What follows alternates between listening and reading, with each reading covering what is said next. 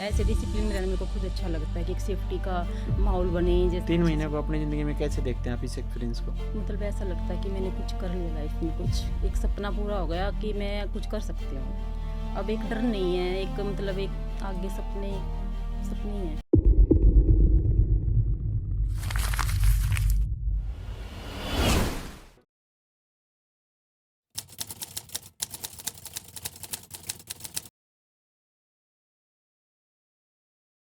Hi, this is Ravindra Shivach और आप देखना स्टार्ट कर चुके हैं टैलेंटेड इत्तेंसा, जिसमें हम अपने स्टूडेंट्स के इंटरव्यू शूट करते हैं। उसी कड़ी में एक और इंटरव्यू शूट करेंगे जींद ब्रांच की हमारी स्टूडेंट पूजा पटवा का, जो कि बिलोंग करते हैं कुसी बरसाना से भैया। बरसाना। हाँ जी। बरसाना का? मथुरा वृंदावन से जी। अच्छा, राधे राधे दीदी, वहीं से? राधे राधे भैया। ऐसे बोलते हैं आपके यहाँ हाँ तो जी। सारे? हाँ जी वहाँ से फिर जींद? भैया एक्चुअली क्या था कि मैंने तो जब से मैम को देखा कि यूट्यूब से देखा है तो मैं तो ऐसा हो गया कि मैम के पास ही जाके सीखना है। पहले मेरे को सिलाई आती थी बट इतना नहीं था कि बस मैं अपना अपना थोड़ा बहुत कर लेती थी। तो जब से मैम को देखा तो बस एक जुनून सा बन गया। एक्चुअली मैं आपको बताऊं तो मैंने अपनी शादी का एक भी सूट स्टिच नहीं किया है ना। मेरे को बिल्कुल भी पहले इतना था कि मेरे को सिलाई करनी है या फिर मतलब कि सिलाई का कोई वो नहीं था, मेरे को इंटरेस्ट था ही नहीं। तो सब भाभी वगैरह या फिर बहन सिस्टर सिलती थी मेरे सूट। तो मतलब धीरे धीरे ऐसे देख के मेरे को ऐसा जुनून हो गया कि भाई मेरे को तो ऐसी ड्रेस बनानी है, ऐसी ड्रेस बनानी है, ऐसे पहनना है। मतलब एक जुनून सा बनता चला गया। तो फिर इस ऐसे धीरे धीरे ही में से क्रेज बढ़ गया। तो फिर मेरे को मतलब डेली मैं इंटरव्यू सुनती थी और डेली मैम की वीडियो देखती थी। कब की बात है ये? कब से काम शुरू कर रखा आपने ये भैया हो गया कम से कम 1 साल हो गया। ठीक है। तो स्टार्टिंग में धीरे धीरे देखती थी बट फिर धीरे धीरे बढ़ता गया ये क्रेज मेरा। तो फिर मतलब कि मैं पहले स्टिचिंग वो करती थी, टीचर लाइन में भी गई थी मैं पहले। लेकिन वहाँ पे भी देखा कि भाई यहाँ पे तो काम स्ट्रगल बहुत है, काम बहुत है, तो बच्चों के लिए टाइम नहीं मिल पाता। कितने बच्चे हैं आपके? 2 बच्चे हैं भैया। अभी कौन संभाल रहा है उनको? अभी मम्मी संभाल रही हैं, मेरी मम्मी मदर माने? इन लॉ, मेरी सास। आपकी सास? हाँ जी। झगड़े नहीं होते सास बहू के? ये सास छोड़ के बहू। चले गए इनको मेरा हाँ जी। इससे? नहीं भैया, मम्मी ने बहुत सपोर्ट किया, मम्मी पापा ने। तो एक्चुअली पहले क्या था कि हमारा घर में जींद में भी घर है और हमने वहाँ पे मथुरा वृंदावन में कोसी में भी घर बना लिया। बेसिकली जींद में आपका घर है, इसलिए आप जींद ब्रांच पे आए? हाँ जी। अभी आप अकेले रहते हैं उस घर में? हाँ जी। तो आगे जैसे हमने रेंट पे दे रखा है घर। हम्म। तो जैसे वो भी फैमिली मेम्बर जैसे हमारे 15-20 साल से वो रह रही हैं उधर रेंट पे। तो एक फैमिली मेम्बर की तरह रखते हैं वो मेरे को। 15-20 साल से हाँ गए जी। हुए हैं वृंदावन? हाँ जी। वहाँ तो क्यों गए? मतलब वहाँ पे क्या काम है आप पापा की लोगों को? जॉब थी उधर, किस तो चीज़ में? जिंदल कंपनी में। अच्छा। हाँ जी। तो उधर ही फिर वो काफ़ी साल से कम 30-40 साल से उधर ही रह रहे हैं वो।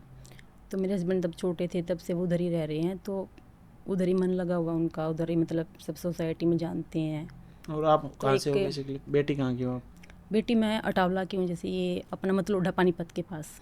अच्छा। हाँ जी। तो पहले आपकी जब शादी हुई, जब जींद हुई कि वहीं हुई थी डायरेक्ट? शादी जींद में हुई थी भैया। तो इसलिए आपने जींद ब्रांच को चुना? हाँ जी। जब भिवानी तो क्यों नहीं आए फिर आप? एक्चुअली मेरे को मैंने तो जींद की सीट बुक करवा दी थी क्योंकि जुनून इतना हो गया था कि मेरे को तो मैडम के पास ही सीखना है और ऑफलाइन ही सीखना, ऑनलाइन भी नहीं सीखना। तो फैमिली मेम्बर ने बोला भी किसी ने कि भाई आप ऑनलाइन सीख लो। फिर मेरे अंदर ये था कि नहीं, मेरे को तो ऑफलाइन ही सीखना है। तो फिर ऐसे ही बस मेरे को पता लगा कि रोहतक में ब्रांच आ गई तो बहुत खुशी हुई। तो इसमें मेरे बच्चों ने भी मेरा साथ दिया। वो डेली देखते थे मम्मी रोहतक में ब्रांच आ गई, अगर आप पैदल चलोगे तो इतने किलोमीटर चलना पड़ेगा आपको। अच्छा, रोहतक में? हाँ जी। और मम्मी बाइक से जाओगे तो इतने किलोमीटर चलना पड़ेगा, क्योंकि वो मेरा बेटा जो बड़े वाला वो देख लेता लैपटॉप से। क्या नाम है आपके बच्चों का? पार्थ और सार्थ भैया। पार्थ और हाँ जी। सार्थ। तो बहुत आपको वो करते हैं, बहुत देखते हैं आपके इंटरव्यू वगैरह। हाँ जी भैया। कितने बड़े हैं? कितनी एज उनकी? उनकी एक की तो 11 साल है, एक की 8 साल है भैया। अच्छा। दोनों ने मेरे को बहुत मोटिवेट किया भैया यहाँ पे आने में, बहुत ज़्यादा। आपने बोला होगा कि ये मैडम अच्छा सिखाती है, आपने माहौल बनाया होगा पहले? नहीं भैया, एक्चुअली मैं वीडियो देखती थी और धीरे धीरे जैसे वो भी कभी कभार देख लेते थे मैडम की वीडियो। जैसे मैम की सुनी कि मैम ने कैसे स्ट्रगल किया है, कैसे मैम धीरे धीरे करके यहाँ तक पहुँची हैं। तो कभी भी यूट्यूब पे वीडियो आती तो बोलते मम्मी मैम की वीडियो आ गई, आपकी मैम की वीडियो आ गई, रितु मैम की वीडियो आ गई। तो ऐसा क्रेज उनके अंदर भी है भैया। अच्छा। और तो इंटरव्यू के लिए भी उन्होंने ही मेरे को फोर्स किया यहाँ पे बहुत ज़्यादा कि भैया के साथ इंटरव्यू करके आना? हाँ। तो बोले मम्मी आपका इंटरव्यू कब होएगा, आपका कब होएगा, आप कब दे के आओगे इंटरव्यू। हम्म, फिर पहले तो मैंने नहीं सोचा था, बट फिर उनके बोलने से मैंने सोचा कि चल मैं भी जाती हूँ। अच्छा, हाँ जी। बेसिकली इंटरव्यू दे आप रहे हैं उनके कहने से। हाँ जी। बहुत बहुत धन्यवाद भैया आपका। क्या नाम बताया? पार्थ और पार्थ और सार्थ, शार्थ। हाँ जी। दोनों लड़के हैं। हाँ जी। तो फिर जो आप आ गए हाँ जी। मथुरा वृंदावन से, बेसिकली आप हाँ यहाँ जी। पे आ गए, हाँ जी। तो आप ब्रांच पे जो पहला दिन था आपका, वो अनुभव के बारे में बताएं, कैसा रहा आपका? भैया मैं तो सच बताऊं तो भैया एक सपने जैसा ही लग रहा था। तो मतलब मैंने तो सपना ही देखा था एक, बाकी मेरे को पता नहीं था कि सच हो जाएगा। तो बहुत अच्छा लगा था, वो मैं बता ही नहीं सकती। मतलब ऐसा फील हो रहा था, बहुत ज़्यादा अच्छा लग रहा था कि मैम को देखने का, उनके साथ रहने का, उनके साथ काम सीखने का एक मेरे को मौका मिलेगा। ओके, तो जो वहाँ पे स्टाफ है बेसिकली, हाँ जी। उसके साथ बॉन्डिंग कैसी रही आपकी? बहुत अच्छी है भैया। जिन ब्रांच पे जो स्टाफ है कैसा हाँ है? जी, सोनम मैम है वहाँ से ब्रांच की, वो बहुत अच्छा भैया, रितु बहुत मैम से अच्छा। मिलना हुआ कभी? हाँ जी। तो रितु मैम को देख के मतलब एक बार तो ना मैंने कैथल ब्रांच में मिली थी फर्स्ट टाइम, तो भैया मेरे आंखों से आंसू निकल गए। मैं मतलब इतना इमोशनल हो गई थी कि मैं रोने लग गई थी मैम को देख के। तो बहुत अच्छा लगा भैया मैडम को बहुत देख अच्छा के। लगा। हाँ जी। ओके, तो जो डाउट्स वगैरह हैं वो कैसे हाँ जी। सोल्व करवाए गए ब्रांच पे? डाउट्स वगैरह भैया वैसे तो कोई डाउट नहीं रहता, बाकी मैम बताती हैं अच्छे से। ज़्यादातर तो मैम रितु मैम ही मतलब सोल्व करवा देती हैं। अगर कोई डाउट रहता है तो ब्रांचेज पे भी सोल्व करवा देती हैं मैम, ऐसी वो बात टीचर नहीं। हम हाँ जी। प्रॉपरली हैं? हाँ जी। ओके, एजुकेशन क्वालिफिकेशंस क्या दीदी आपकी? मैंने भैया ग्रेजुएशन कर रखी है। फिर आपने सरकारी जॉब की तैयारी नहीं की? नहीं भैया, एक्चुअली शादी हो गई, फिर बच्चे हो गए, फिर फैमिली में बिजी हो गए, तो उसके बाद सोचा ही नहीं फिर सरकारी जॉब के लिए। ओके, सिलाई कितना जानते थे आप यहाँ आने से पहले? सिलाई भैया थोड़ा बहुत जानती थी, बट ये कि पहले तो बिल्कुल इंटरेस्ट ही नहीं था मेरा। शादी होने से पहले तो बिल्कुल इंटरेस्ट नहीं था। तो धीरे धीरे जैसे मैंने देखा भाई सब अच्छे अच्छे मतलब सूट वाते हैं, अच्छे अच्छे पहनते हैं, तो मैं तो पीछे रह जाती हूँ। तो फिर धीरे धीरे थोड़ा सा इंटरेस्ट लिया कि घर पे थोड़ा थोड़ा देख के कर लेती थी मैं। तो जैसे लॉकडाउन था उसमें भी जैसे वीडियो देख के, वीडियो यूट्यूब से देख देख के मैं कुछ बना लेती थी। तो इसमें भी घर वाले बोलते थे तुमने तो पूरे कपड़ों का वो कर दिया, बना दिया, सबके सरारे वरारे, थोड़ा बहुत कर लेती थी मैं। अच्छा, हाँ जी। ओके, थोड़ा बहुत आप कर लेते थे यूट्यूब जी। वगैरह से देख के? हाँ जी। हाँ जी। ठीक है, मतलब प्रोफेशनल नहीं सिलाई की है कभी आपने किसी और के लिए सिलाई पैसे लेके? भैया सिला है, बट वो नहीं था जो मैं चाहती थी। कि मतलब मेरे के अंदर एक डाउट रहता था भाई, एक डर रहता था कि भाई मैं किसी का कपड़ा ले लूँ तो कहीं ख़राब ना हो जाए, तो कहीं कोई मतलब वैसे आगे से कुछ वो ना बोल दी, तो वो अच्छा नहीं लगता था तो फिर। अभी क्या है, कॉन्फिडेंस आपका हवा में है अब? कॉन्फिडेंस फुल है भैया। पक्की बात है? हाँ, अब तो ऐसा लग रहा है कि जैसे ब्रह्मास्त्र मिल गया है। अभी फिर अजीबोगरीब ड्रेस क्यों बनाई फिर आपने रंग बिरंगी? भैया बस ऐसे हूँ मैं, मेरे को अलग अलग आइडिया आते हैं कुछ। अच्छा, हाँ जी। खुद के दिमाग की उपज है हाँ आपकी? जी। सतरंगी कलर बना दिए हाँ इसमें, जी। ऐसा कर दिया है। हम्म। सही, अच्छी लग रही है बाकी। कितने पैसे में बना दिए? ये भैया होगा इस पे 1000 के आसपास होगा बस? खर्च। हाँ जी। विद ब्लाउज सब? बिल्कुल बिल्कुल भैया। कौन सा फैब्रिक है, नेट है क्या? हाँ जी, ये अपने ब्रांच से ही लिया है था मैंने। हाँ जी। ऐसा फैब्रिक मिल जाता है? हम्म। ओके, इस कोर्स को कंप्लीट करने के दौरान लगभग आपका खर्च कितना हुआ दीदी? भैया आ गया 40-50,000 के आसपास आ गया। फैब्रिक वगैरह फीस वगैरह मिला हाँ के? जी। कितने दिनों में कमा लेंगे इतना पैसा?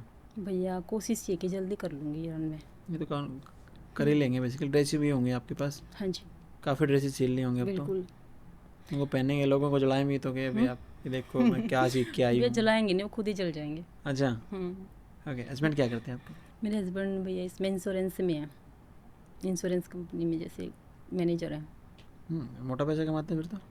भैया कुछ भी समझ लो। फिर क्या ज़रूरत थी आपको काम करने की? भैया एक लगता था कि मेरे को नहीं, मेरे हस्बैंड भी एक्चुअली चाहते थे कि मैं कुछ करूं।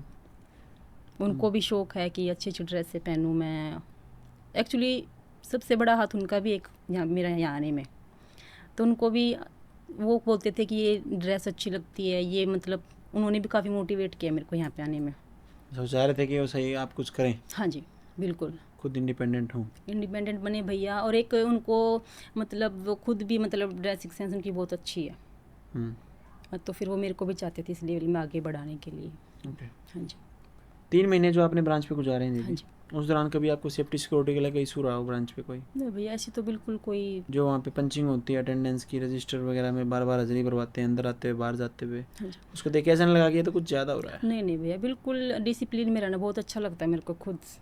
इस ऐसे डिसिप्लिन में रहना मेरे को खुद अच्छा लगता है कि एक सेफ्टी का माहौल बने, जैसे कि वहाँ पे कोई डर वाली या फिर कोई ऐसी कोई बात नहीं है कि भाई एक जैसे हम डिसिप्लिन में स्कूल में जाते हैं ना, ऐसा काम होता है कि हम अच्छे वे में कुछ सीख रहे हैं। सीख पाए? हाँ जी बिल्कुल भैया। 3 अच्छे महीने से। को अपनी ज़िंदगी में कैसे देखते हैं आप इस एक्सपीरियंस को? तो भाई एक सपने जैसा भी लग रहा है, और एक मतलब ऐसा लगता है कि मैंने कुछ कर लिया लाइफ में, कुछ एक सपना पूरा हो गया कि मैं कुछ कर सकती हूँ। अब एक डर नहीं है, एक मतलब एक आगे सपने सपने ही हैं आगे। ओके। अप्रैल बैच की फेयरवेल पार्टी पे आए थे आप? हाँ जी भैया। रैंप वॉक भी की थी हाँ आपने? जी ओके। और जो अब की बैच, जो आपका अगला नेक्स्ट बैच होगा, उस टाइम पे आप आएंगे आप इतनी दूर से? आऊँगी बिल्कुल भैया। फेयरवेल में पक्का आएंगे? हाँ जी, ड्रेस की तैयारी चल रही मेरी, कैसे ड्रेस बनवाना चाह रहे हैं? अच्छे लेवल की है भैया, वो तो उस रैंप वॉक पे दिखेगी। तो आपकी जो ससुराल है वो तो भी हाँ जी। सारे वहाँ शिफ्ट हो रखे हैं यूपी में। हाँ जी भैया। आप हो मतलोडा से। हाँ जी तो आपकी फैमिली मिलने आई कभी आपसे यहाँ जींद रहते हुए? आते हैं भैया, जैसे भी सावन में आ जाते हैं, जैसे कोई ज़रूरत पड़ती है, जैसे फैब्रिक की ज़रूरत पड़ती है या कोई मेरे को कुछ काम होता है तो तुरंत आ जाते हैं, मैं कॉल कर देती हूँ तो कौन? भाई आता है, जैसे मेरा भतीजा है तो वो तुरंत आ जाते हैं। सपोर्टिव आपकी हाँ जी family? हाँ जी बिल्कुल भैया, दोनों तरफ से बिल्कुल। सारे तार भिड़ रहे हैं आपके ऐसे? हाँ मजे भैया कर रहे हैं? बहुत, मेरी दोनों फैमिली बहुत सपोर्टिव है भैया। अभी हाँ आपका जी। सपोर्ट करेंगे इन फ्यूचर? क्या करेंगे अब आप यहाँ जाने के बाद? यहाँ से जाने के बाद भैया जैसे अभी 3 मंथ का कोर्स बचता है वो भी कंप्लीट करूँगी, और साथ के साथ मैं अपना काम भी स्टार्ट करूँगी। क्या लगता है आपको 1 महीने में कितने पैसे कमा लेंगे आप? कमाना तो अच्छा चाहिए, जैसे कि कम से कम 15-20 तो आराम से होना चाहिए। होना चाहिए इतना हाँ जी। तो शहर में स्टार्टिंग में तो होना स्टार्टिंग चाहिए। में। हाँ जी। ओके। अंत में यदि आप महिलाओं के नाम कोई संदेश देना चाहें तो? देना चाहूँगी, बिल्कुल देना चाहूँगी। मैं ये चाहती हूँ कि भैया किसी भी लेडीज़ को ये नहीं सोचना चाहिए कि मैं कुछ नहीं कर सकती, और एक उनके अंदर एक हिम्मत आनी चाहिए कि मैं एक स्टेप आगे बढ़ाऊँ, तो बाकी सब साथ देने लगते हैं, फिर फैमिली मेम्बर भी साथ देने लगते हैं, फिर सब साथ देने लगते हैं। लेकिन फिर पहला कदम खुद ही बढ़ाना पड़ेगा। खुद ही बढ़ाना पड़ेगा भैया। वो सोचे कोई आके मेरा पाँव उठा के आगे रखेगा, ना ना नहीं ना, भैया ये पॉसिबल ही नहीं। इतनी फुर्सत किसी के पास नहीं है, नहीं भैया। है ना? तो लगभग सभी इंटरव्यूज़ में यही कहानी सामने आ रही है, जो भी मेरी प्यारी बहनें सुन रही हैं बेसिकली, कि महिलाओं को होना चाहिए सेल्फ डिपेंडेंट, किसी के ऊपर डिपेंडेंट मत रहो, क्योंकि आज जीवन ऐसा है, कब ऐसा हो जाएगा पता नहीं चलेगा आपको, कि कब जीवन किस करवट बदल जाएगा। बिल्कुल भैया तो बिल्कुल। इसलिए खुद डिपेंडेंट हों अपने ऊपर, और स्किल्ड हों। बेसिकली स्किल कोई भी सीखें, कुछ ऐसा काम सीखें जिससे आप अपने परिवार को सपोर्ट कर सकें। ऐसा ना हो कि आप किसी के ऊपर बोझ बन के रहें। तो इन्हीं बातों के साथ इस इंटरव्यू को हम समाप्ति की ओर लेके जाते हैं। मिलते हैं आपसे नेक्स्ट इंटरव्यू में, तब तक के लिए शुक्रिया। राधे राधे भैया। राधे राधे दीदी। राधे राधे। महिला उत्थान की मुहिम को आगे बढ़ाने के लिए अब हम आपके शहर में भी अपनी ब्रांच खोल चुके हैं। यदि आप ऑफलाइन सीखना चाहते हैं तो आप हमारी ब्रांच पे जाकर एडमिशन ले सकते हैं। इन सभी शहरों में हमारी ब्रांच खुल चुकी है। अगर आप भी मुझसे स्टिचिंग सीखना चाहते हैं तो नीचे दिए गए बटन पर क्लिक करें, आपका ये पेज ओपन हो जाएगा। उसके बाद रजिस्ट्रेशन नाउ पर क्लिक करें, उसके बाद अपना नाम फिल करें, उसके बाद अपना नंबर इसमें फिल करें। इसके बाद आप अपना नज़दीकी सेंटर सिलेक्ट करें, जैसे कि आपका नज़दीकी सेंटर भिवानी है तो भिवानी सिलेक्ट करें। बहुत बढ़िया, आपका रजिस्ट्रेशन सक्सेसफुल हुआ। जल्द ही हमारी टीम आपसे कांटेक्ट करेगी। धन्यवाद।